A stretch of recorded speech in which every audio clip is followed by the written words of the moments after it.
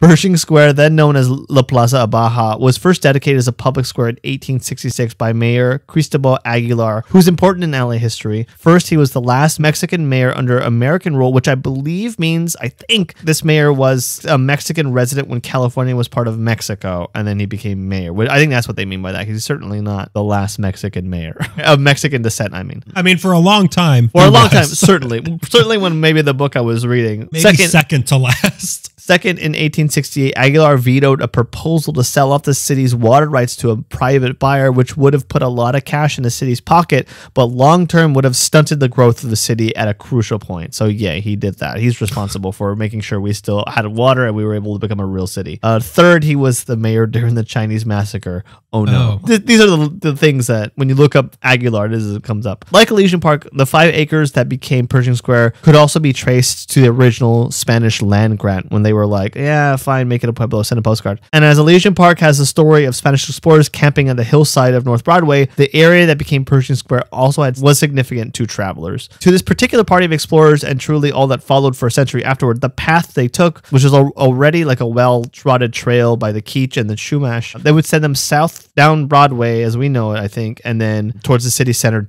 They knew it as Broadway, too. They also knew it as Broadway. It would send them into downtown. Have you seen Bye Bye Birdie? It was just a bird back then, though. Are you good? Hang on. I think lyrics from Bye Bye Birdie are coming into right now. Hold on a second.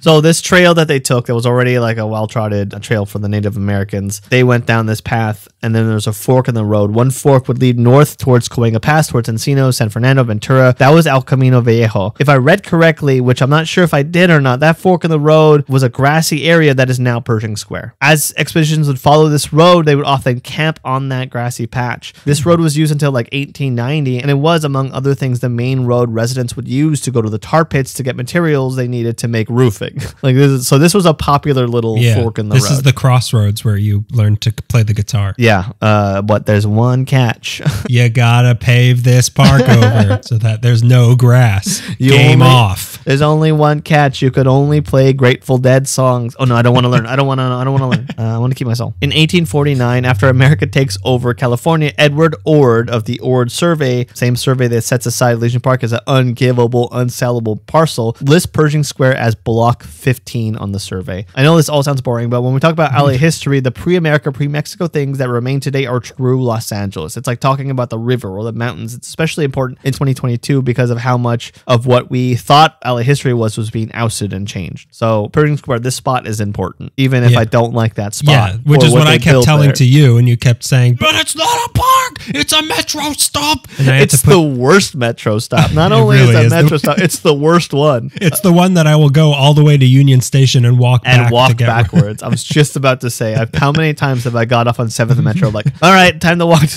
I gotta walk to Pershing Square now. I get to the library.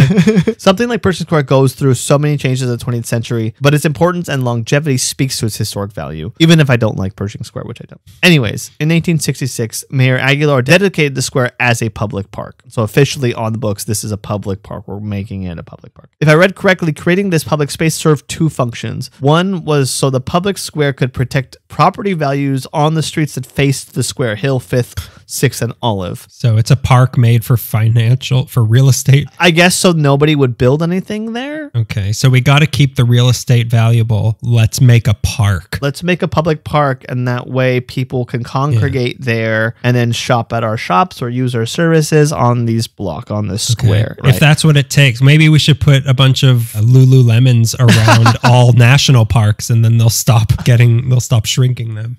Great idea. And you know what's weird is that you love Lululemon.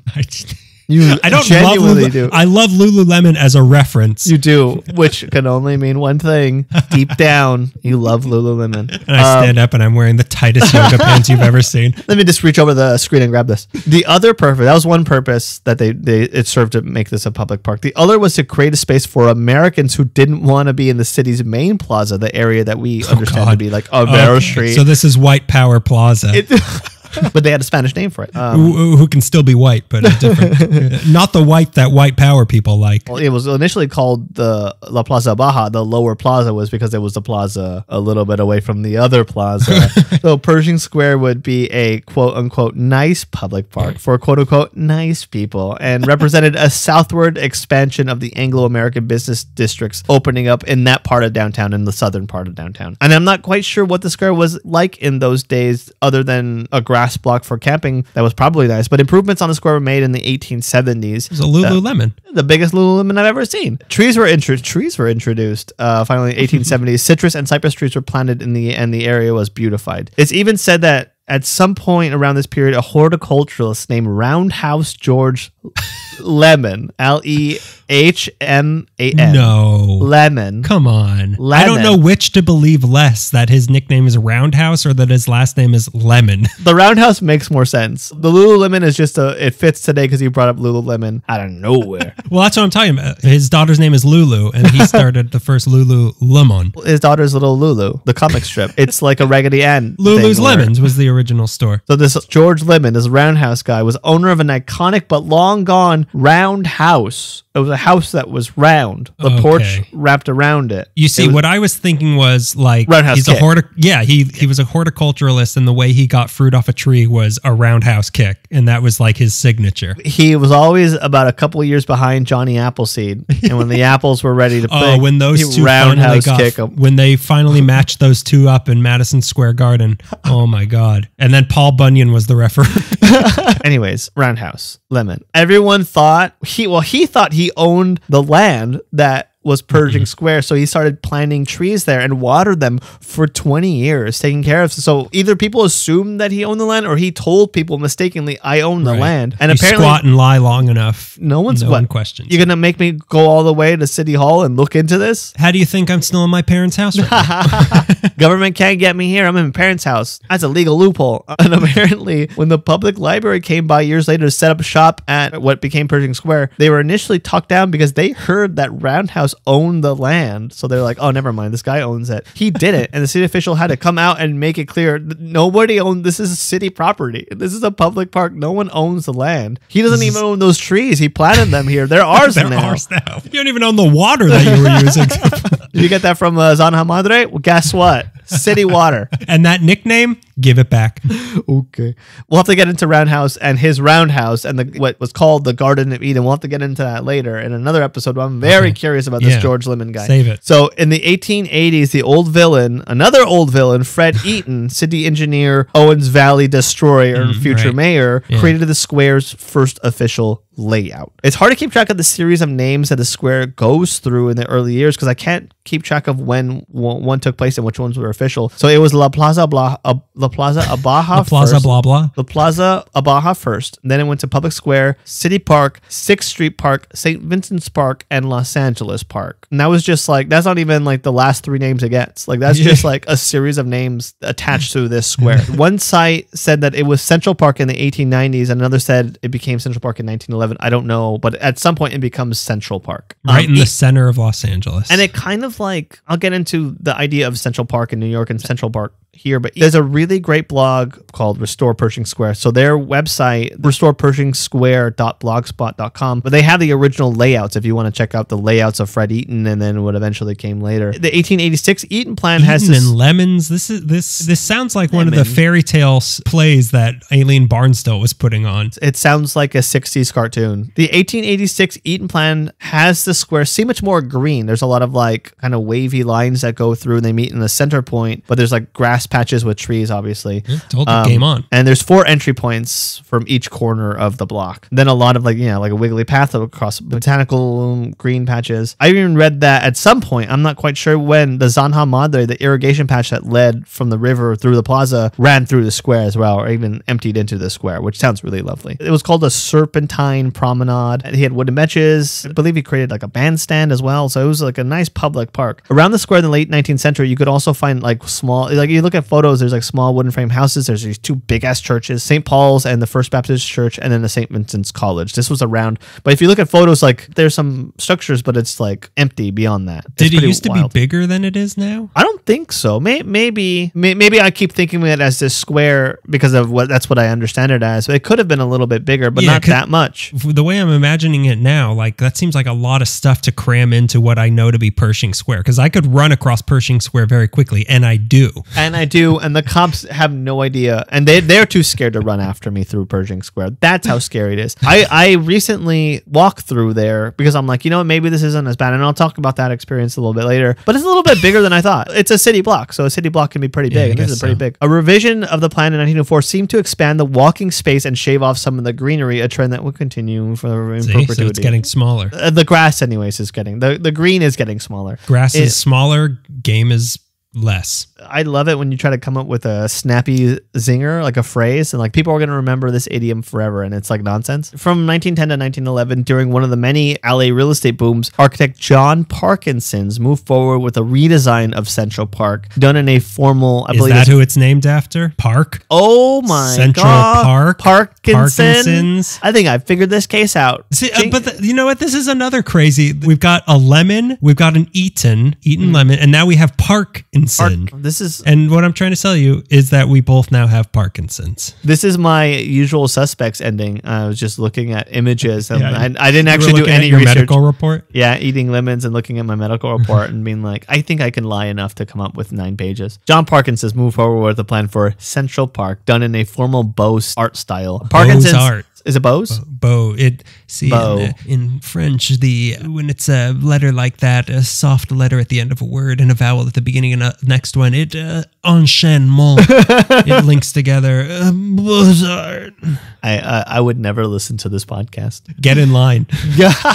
People line up to not listen to this. There are millions of them. Parkinson is a big name in iconic Los Angeles architecture. We've talked about him hundreds of times, and I never remember his name. I'm always like, oh yeah, he's the one who built the Memorial Coliseum and City Hall and Bullock's Wilshire and Union Station, among many other LA iconic buildings. Now, even as a layout on paper, this redesign looks beautiful. It has 6 entry points on the plaza, 4 corners, and then 2 on the opposite ends, Olive Hill, with a gazebo in the center, along with central 3-tiered fountain, decorative statues strewn about the park, and then balustrades, which was those decorative like stone railings that are really beautiful. The park looks lush with greenery. Parkinson had tropical trees. Game on, buddy. Parkinson had tropical trees and shrubs planted. It seems genuinely like an urban park like that a real city would have. It seems like a microscopic Central Park in New York. It's beautiful. In 1918, 1 week after the end of World War I, in what was called a fit of Armistice Day fever. Oh my God. The square was renamed. People grabbing nurses left and right. The square was renamed in honor of General John Blackjack Pershing, Commander-in-Chief of the American Expeditionary Force. And a commander... We're going to rename this SEAL Team 6 Park. I'm so happy that we're out of those trenches. He was the Commander-in-Chief of the American Expeditionary Force and also commander of a punitive raid against Pancho Villa. So there's that.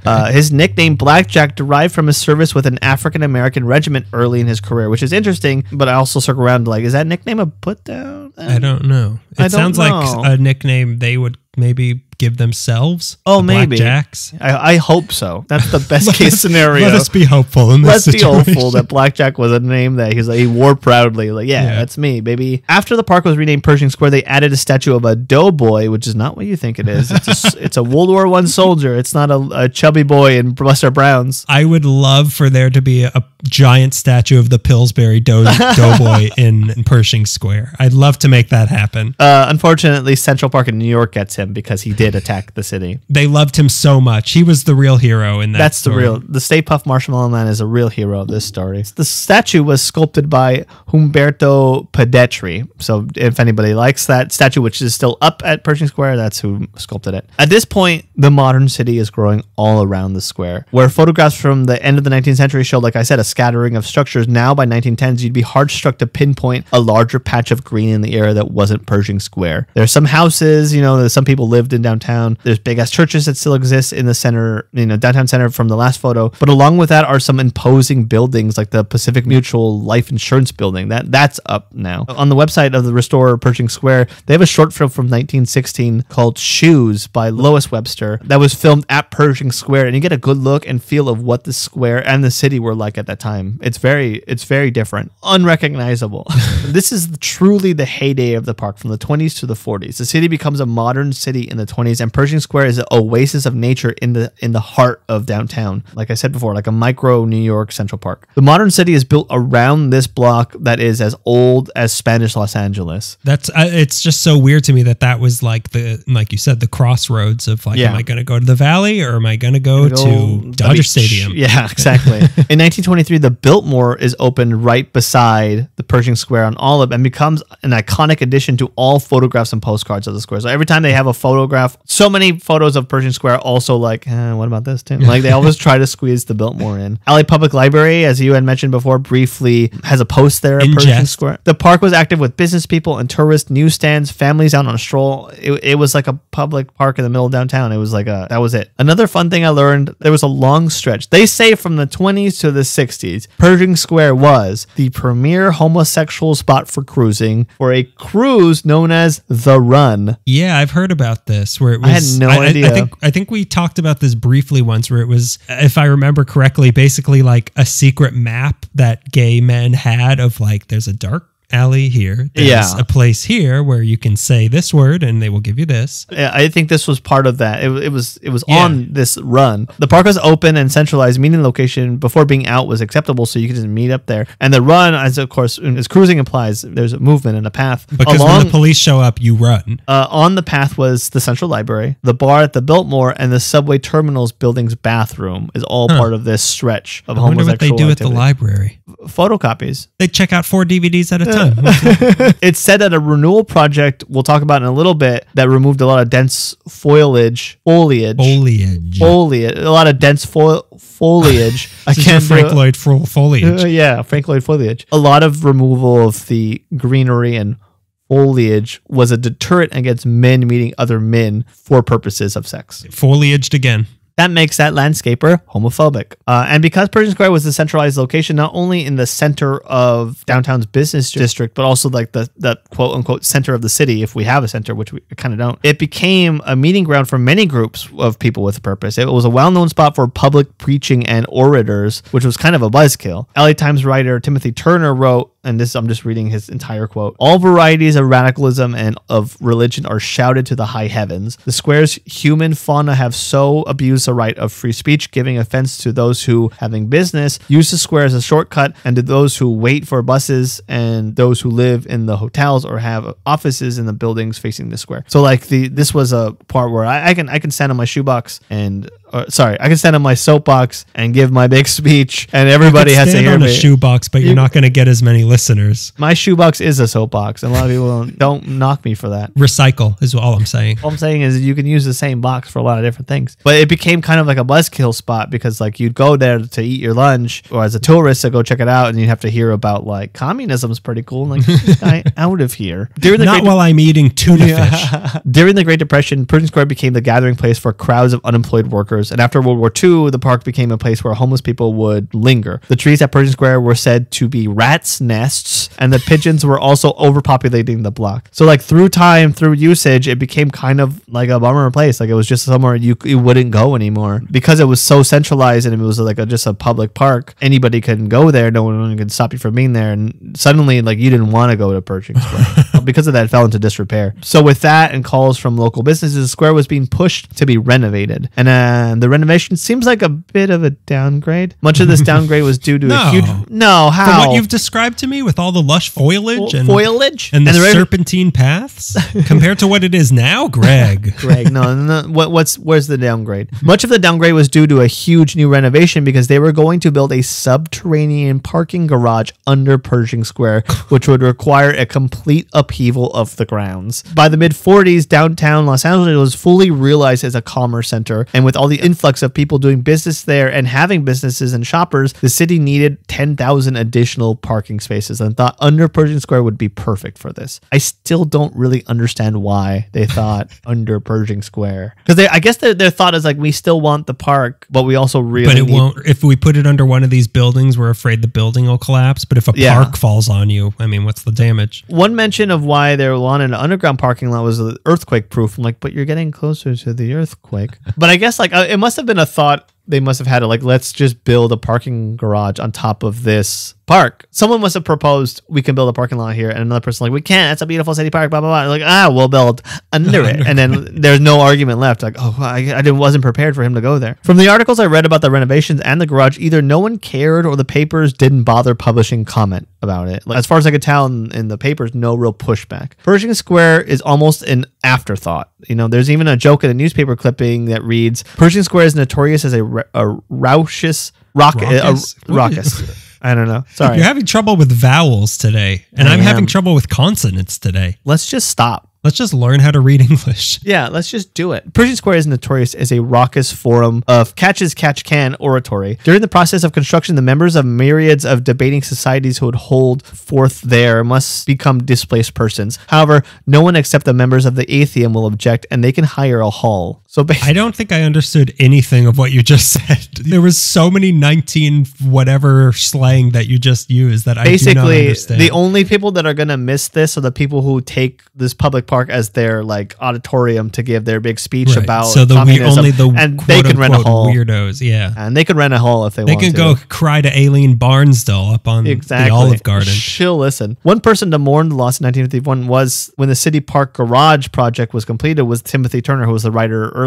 And he pretty much lamented the loss of this park, but it was sort of overly sentimental. Like, what about the benches? And what about the palm trees? And what about, but it wasn't like a hard hitting, like we're losing something important. Yeah, exactly. It was not, it was very sentimental and not hard hitting. Like, what are we going to do when it's all cement and there's no trees in downtown? There was nothing like that. Because the new Pershing Square had no earth under it now, it meant all trees had to be potted above ground and flower beds were installed, giving a different feel to the park altogether. Suddenly, like, nothing's growing from the ground anymore. Everything's potted, everything's above ground, and it just, like, the pot is ceramic. It's also, like, kind of stone. Like, there's this whole story is making me think of, like, the science fiction stories where, like, they go to a planet and everything used to be, like, people and animals used to live here, but then we rebuilt them as robots, and then the robots took over and there was no more nature left, and everything like this is grass made out of titanium. Right. Yeah. It feels exactly like that. It feels a lot like the Lorax and a Joni Mitchell song, except this was never paradise. They paved paradise and put under it a parking lot. And then try to put paradise back on top and like, what's wrong with it? It's almost like the soul of the park had been killed when they did this. And again, as we said earlier, the removal of dense shrubs and trees was a crime detriment, whether that crime was selling drugs or being gay, which was a crime at the time, obviously.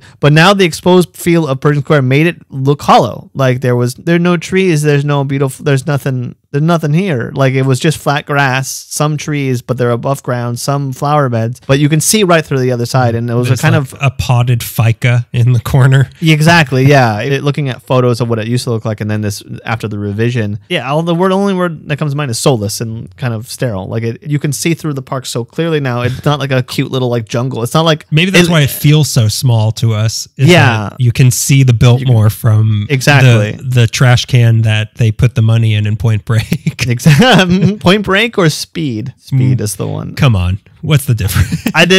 Truly. But still though, like, there at this time after the renovation, there was some grass and trees, and the design felt, I don't know if you've walked through downtown, some of the buildings downtown, but there's some like there's some skyscrapers on Grand that have like a little grass patch next to them. It felt a little bit more like this. Like even that is a relief. From that point on, it really didn't get any better. Like for 40 more years, it went unused and unloved, falling into further disrepair. It was a park where homeless people slept. I'm glad they found a place, but also like that's not anywhere tourists want to go, and if tourists don't want to go there, then the cities could not care less about something.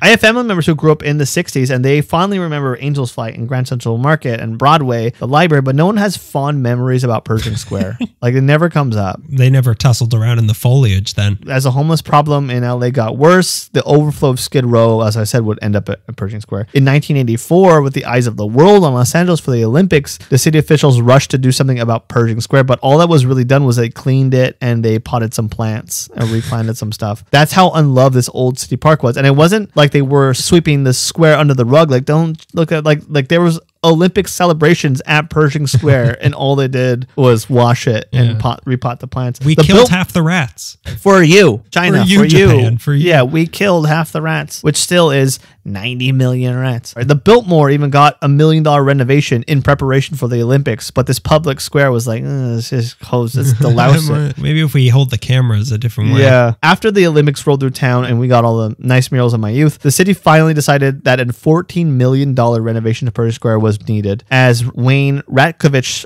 the chairman of the Pershing Square Management Association, said, "We have concluded that the successful change for Pershing Square will require a radical and dramatic transformation, not a modest one." I agreed that what we got was not modest. The 1994 renovation was a collaboration between three established designers: architect Ricardo Lerogetta, who designed Casa Montalban for Ricardo Montalban in the Hollywood Hills. Landscape architect Lori Olin was the second person on this. She'd worked on a lot of private residential gardens and public parks and stuff. And artist Barbara McCarran, who worked on several site-specific art pieces in LA, including Heyday, which I believe was part of this renovation. And to say the renovation was bold and radical is very true. And from this point on, no one would confuse Pershing Square for being a park. It was not a park. It is a square. Gone was the illusion of nature. The renovation was incredibly urban and modern. As one LA Times write-up from Leon Whiteson put it, hard surfaces dominate and planting is a formal background rather than a central motif. Now, I'm going to verbatim read what Whiteson describes because he does a much better job describing. If you've never seen Pershing Square, this is all the renovations from 1994. The division between the two halves is marked by a 120-foot tall purple shaft, a freestanding shaft which mimics a traditional Italian campanile. I can only help you with French words. Sorry. Has a dramatic cascade of water flowing down one sloping side. The northern half of the square bordering 5th Street includes a raised section intended to double as a outdoor stage for public performances. Planted with stately Canary Island palms, this area is the square's highest point. Facing this raised section is an informal amphitheater of a long, low concrete benches designed to accommodate an audience of up to 2,000 people. The benches are laid out in an abstract pattern in a carpet of grass. Beside the amphitheater is a small palm-filled courtyard where all the square's historic sculptures have been relocated, including a sculpture of Beethoven.